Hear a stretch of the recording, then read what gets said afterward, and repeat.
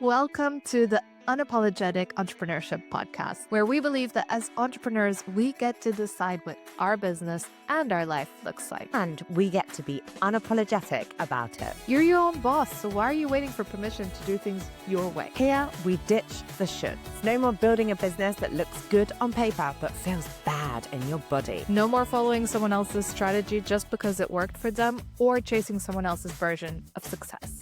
I'm Delia. And I'm Joana, and this is not just another business strategy podcast. We are going so much deeper. We'll be talking about identity, purpose, our inner worlds, and designing a business around the life you actually want to live. Let's get into it.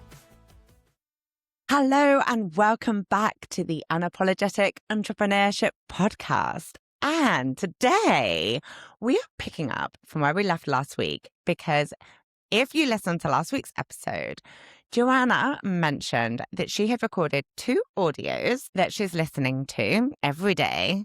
And I am so intrigued. Wait, talk us through this. Right? You've recorded audios. What are these, like voice notes? Like, why have you made them?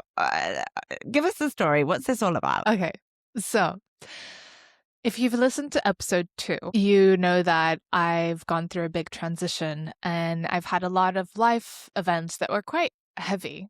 And I noticed that started to, there was this lingering negative energy and negative thought patterns that came from those experiences that were still with me today. Even though I'm feeling lighter, I'm feeling better, there were still things that I'm like, oh, but work's still feeling really heavy even though it's lighter. Or I picked up a few negative habits, like going down fear-mongering videos that the world's going to end, whether through climate change or AI on YouTube.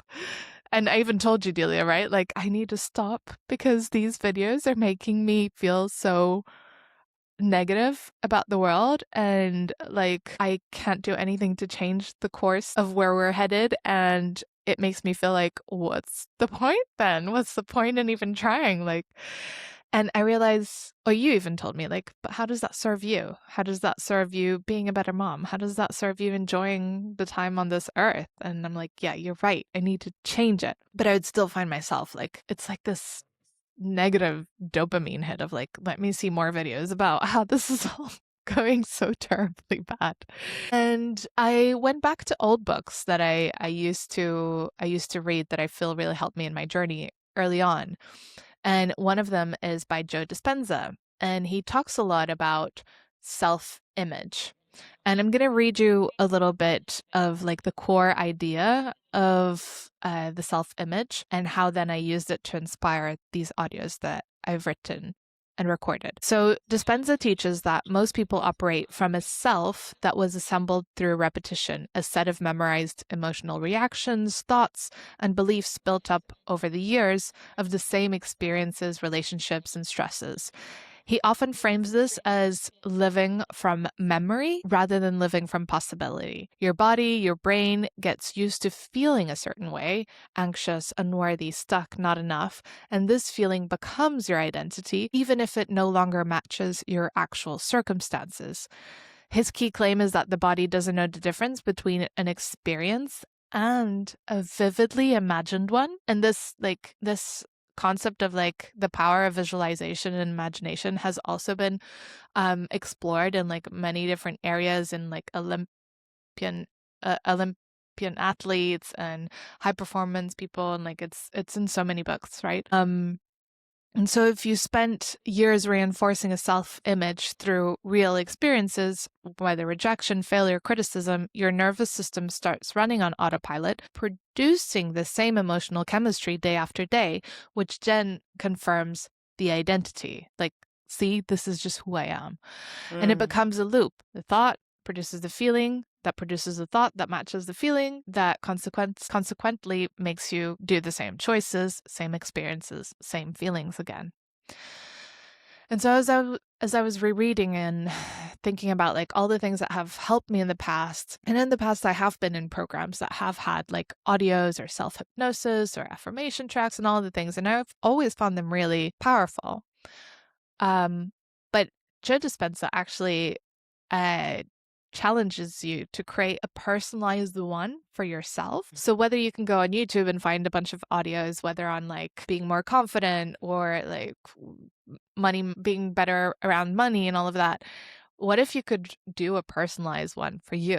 And so that's what I started to play with. And I started to write like, what are the things that I'm finding really hard right now? What are the obstacles that I feel are getting in the way of the life that I want to live? What are the bad habits that are getting in the way of the life that I want to live? What are the feelings that I'm feeling recurrently?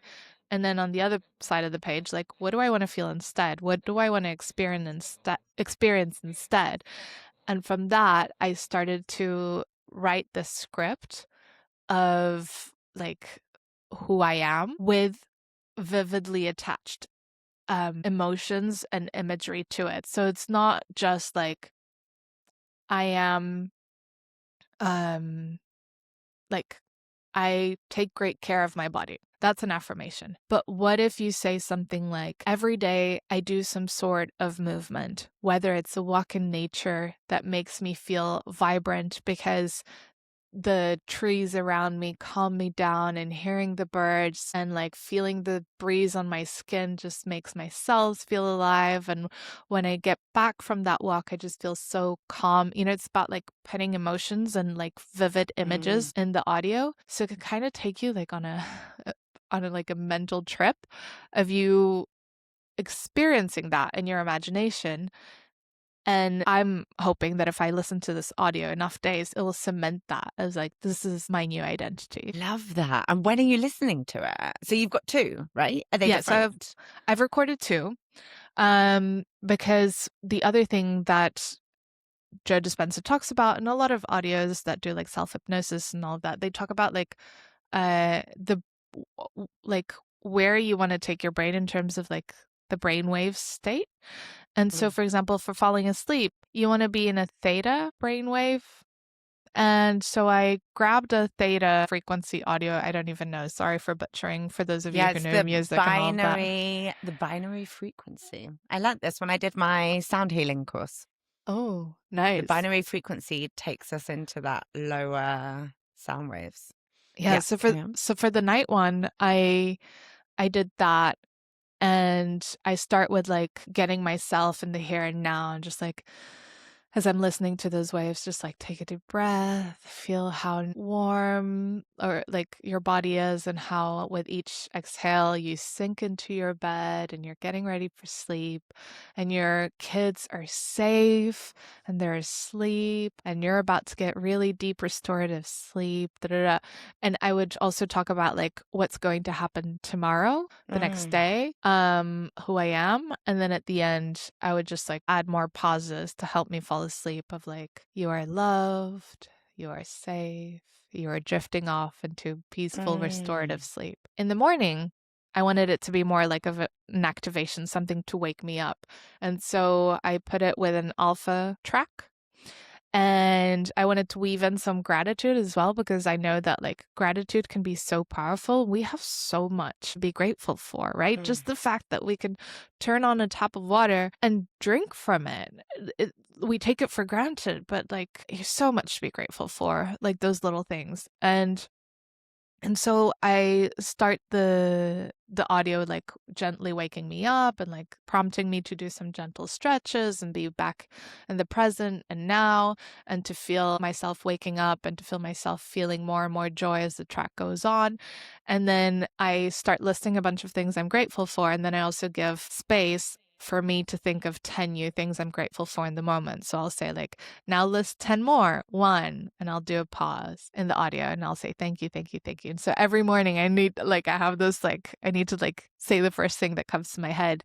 The idea is that it's waking me up. It's getting me into that state of like, gosh, like I am really fortunate. And also feeding in all these things that I want to believe about my day ahead, that whether today I'm resting because I'm working now a 3-day week, which is what I want to like start doing eventually, or whether I'm working, everything feels joyful. Like work feels fulfilling, work feels easy, work pulls me into being productive and not, it doesn't feel like forcing. And yeah, all of these things. that I want to become. It's so inspiring. And I don't know about you if you're listening to this, but I feel like I'm going to get off this podcast and record my own. Um, how many days have you been doing it? How does it feel so far? Like, what's the impact so far? I've been doing it since Monday.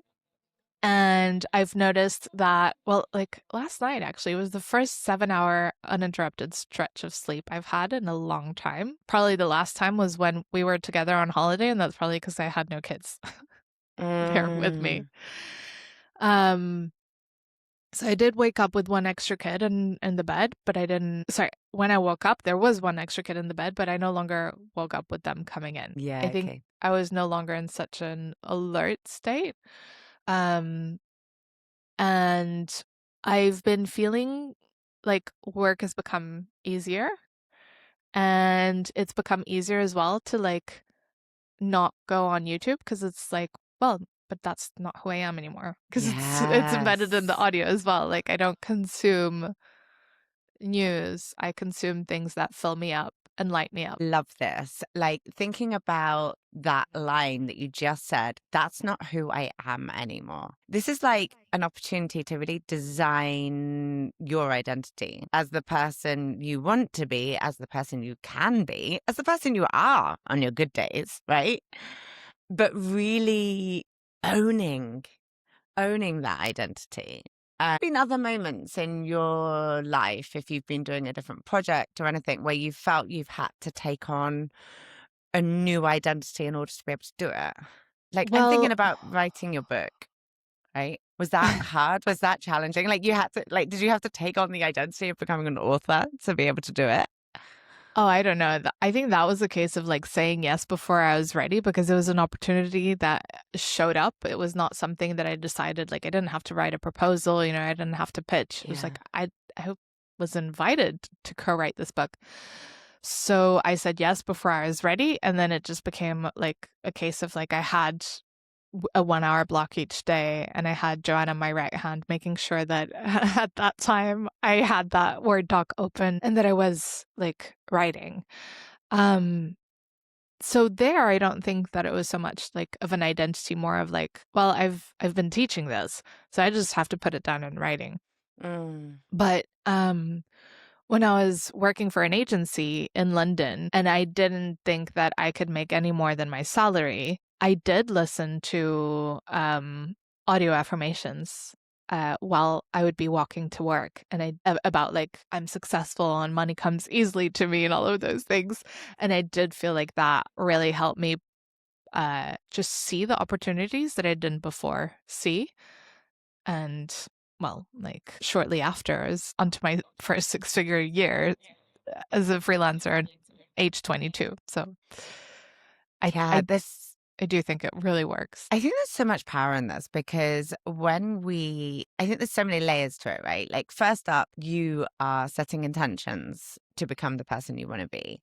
And then, secondly, when you are owning that identity through perhaps listening to audios like this or um, having on a post it note in your mirror, I Yeah. am this type of person, and you see that every day, it shifts your behavior because you can say, well, hang on, like you said with the YouTube videos, I don't do that anymore because that's actually not who I am. That's my old identity. And there's so much power in that. I love this.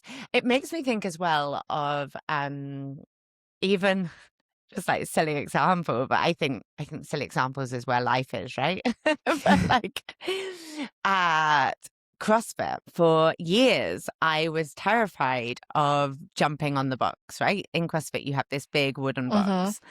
And I saw somebody once do it and cut their shin open, right? And so, yeah, right.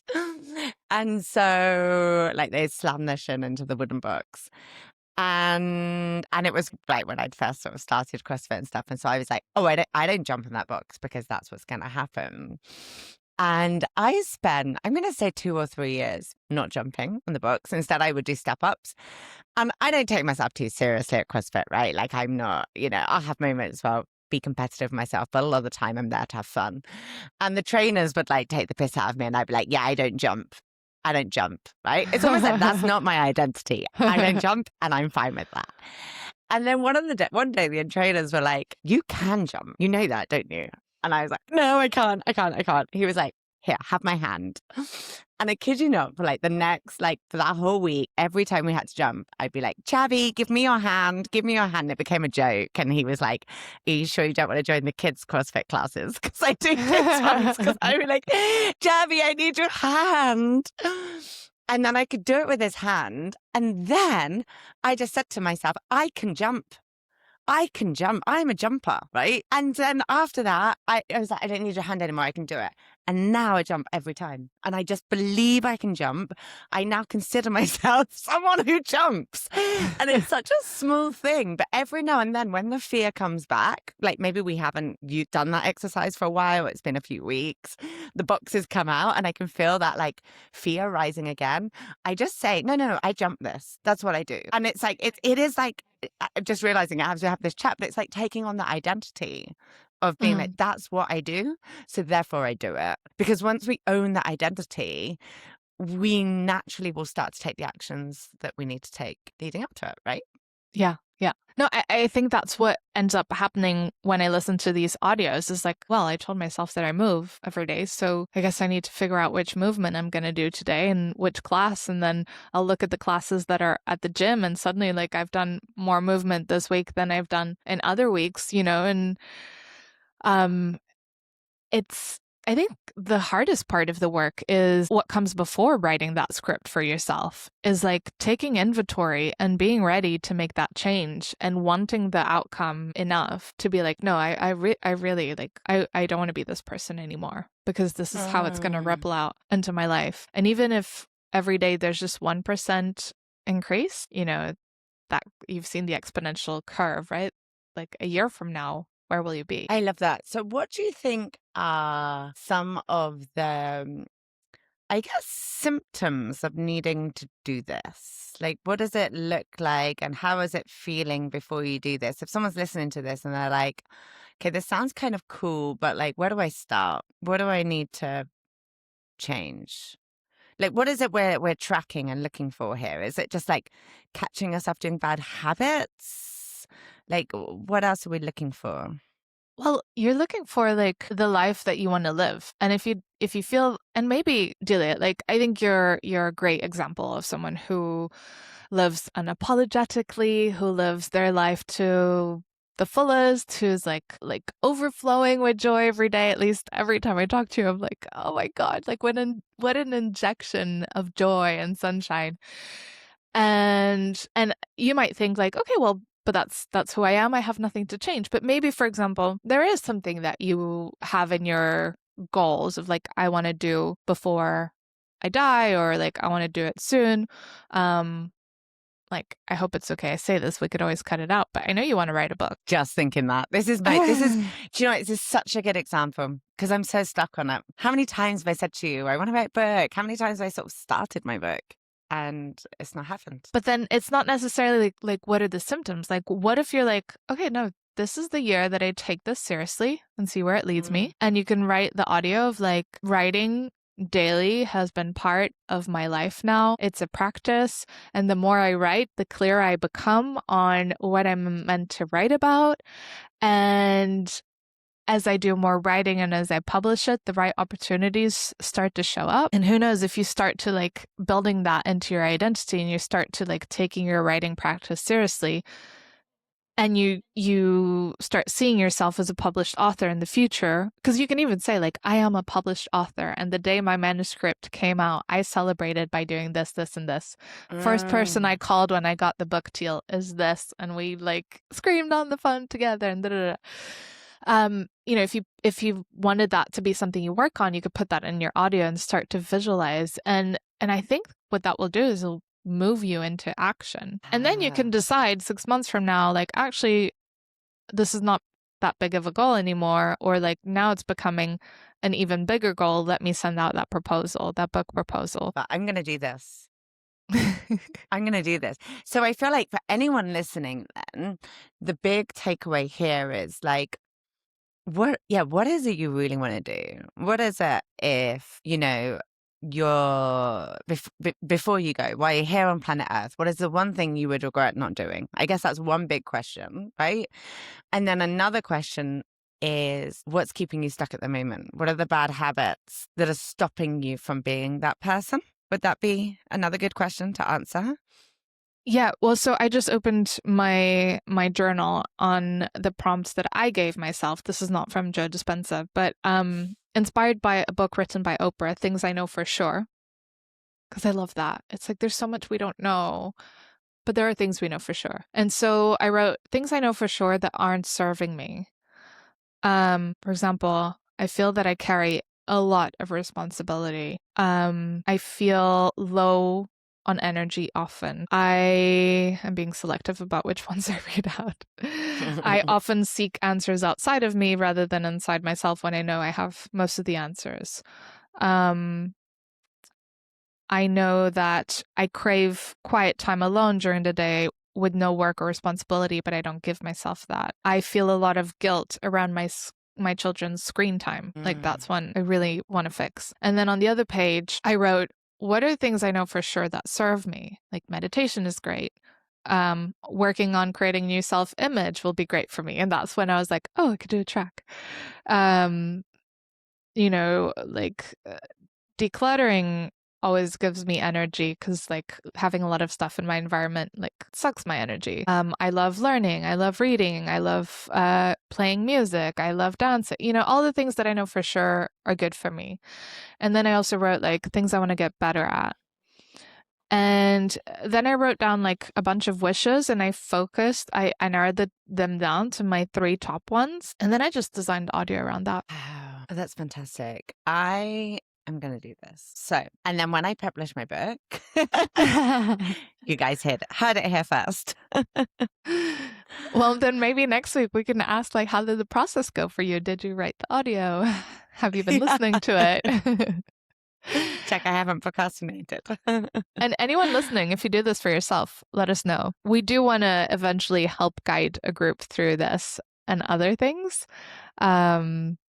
Because I think as a group will be even more powerful to help you keep you accountable, to help you guide you through these blocks. But for now, you can try this on your own for free. Let us know how it goes. Amazing. Well, let's wrap it up there. Joanna, thank you so much for sharing this. And thank you for also sharing notes from your journal as well. It's really lovely to get that detail because I think so often when we hear about something like this, it can feel abstract without that level of detail. So thank you for sharing. My pleasure. And see you all next week. See you next week. Bye. Bye. That's it for this week. If you enjoyed this episode or if something here landed for you, share it with a friend. Make sure you're subscribed so you don't miss next week's episode. And if you can, please leave us a review. It really helps new people find us. See you next time.